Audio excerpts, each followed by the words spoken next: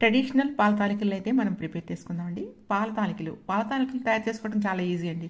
దాన్ని ఏ విధంగా తయారు చేయాలి అంటే, ఇదిగోండి ఒక 2 కప్పుల రైస్ తీసుకోండి. రైస్ తీసుకొని నైట్ నానబెట్టి పెట్టుకోండి. నానబెట్టి పెట్టుకొని మార్నింగ్ ఒక క్లాత్ మీద ఆరబెట్టండి. బాగా ఆరే వరకు ఆరబెట్టద్దండి. మన చేతికి తడి ఉండేంత వరకు రైస్ని ఆరబెట్టి ఇలా మిక్సీలో వేసుకొని పౌడర్ చేసుకొని జల్లించుకోండి.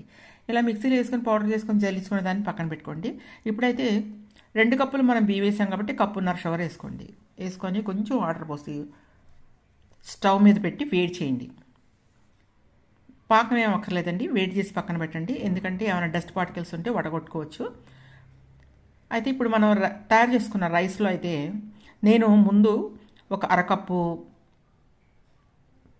సగ్గుబియ్యాన్ని తీసుకొని దాన్ని ఉడకబెట్టి పెట్టానండి. ఒక స్పూన్ సగ్గుబియ్యం వేసుకున్నాను. దాంట్లో కొంచెం సాల్ట్ వేసి మనం జల్లించుకున్న పిండిని గోధుమ పిండిలా కలుపుకొని పక్కన పెట్టుకొని చక్రాల గిద్దల్లో పెట్టుకొని మనమైతే తాలికలు అయితే ఒప్పుకున్నామండి.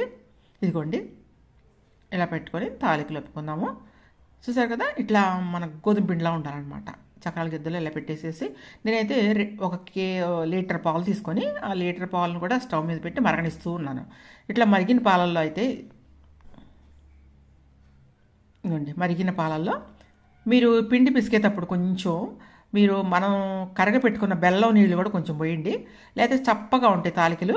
కాబట్టి కొంచెం బెల్లం మనం కరిగి పెట్టుకొని పక్కన పెట్టుకున్నాం కదా, ఆ వాటర్ కూడా కలిపి ఇలా ముద్దగా కలుపుకొని ఇలా తాలికలుగా ఒత్తేసుకొని బాగా ఉడకనివ్వండి. ఉడికిన తర్వాత లాస్ట్లో కొంచెం పిండి ఉంచి దాంట్లో కొంచెం వాటర్ కలిపి ఆ వాటర్ని పోయండి. ఎందుకంటే చిక్కదనం కోసం అనమాట.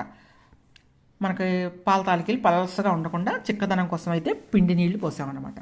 మనం లాస్ట్లో కొంచెం పిండి మిగిల్చుకొని ఆ తర్వాత ఉడికిన తర్వాత మనం కాగపెట్టుకున్న సగ్గుబియ్యాన్ని కూడా ఉడికిపోయిందండి, ఆల్రెడీ ఉడికిపోయిన సగ్గుబియ్యం ఇది.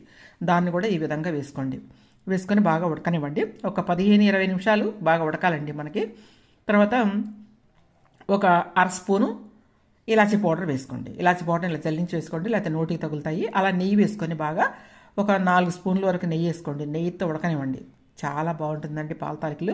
అందరూ చాలా కష్టం అనుకుంటూ ఉంటారు, చాలా ఈజీ అండి. ఈజీగా తయారు చేసుకొని చక్కగా ఇష్టమైన పాల తాలికలను అయితే పండగలకి, సంక్రాంతికి కానీ ఎప్పుడైనా సరే మీరు చేసుకొని తినండి.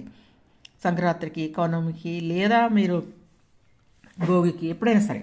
ఇదిగోండి, ఇప్పుడైతే మాత్రం డ్రై ఫ్రూట్స్ వేయించుకుందాం. ఎనీ డ్రై ఫ్రూట్స్ మీ దగ్గర ఏది ఉంటే అది నెయ్యి వేసి వేయించి కలుపుకోండి. తర్వాత లాస్ట్లో స్టవ్ తీసేసిన తర్వాత బెల్లం నీళ్ళు ఉంటాయి కదండి, అవి వడగొట్టుకొని పోసుకోండి. లేదా ఆర్గానిక్ బెల్లం అనుకోండి, వడగొట్టాల్సిన అవసరం లేదు. ఇలా కరిగించిన బెల్లాన్ని లాస్ట్లో పోసుకోండి. డ్రై ఫ్రూట్స్తో కూడా డెకరేట్ చేసుకోండి. నెయ్యి మళ్ళీ కొంచెం పైన డెకరేట్ చేయండి. సూపర్ టేస్ట్గా ఉంటుందండి. మీరు కూడా అలా తయారు చేసుకోండి.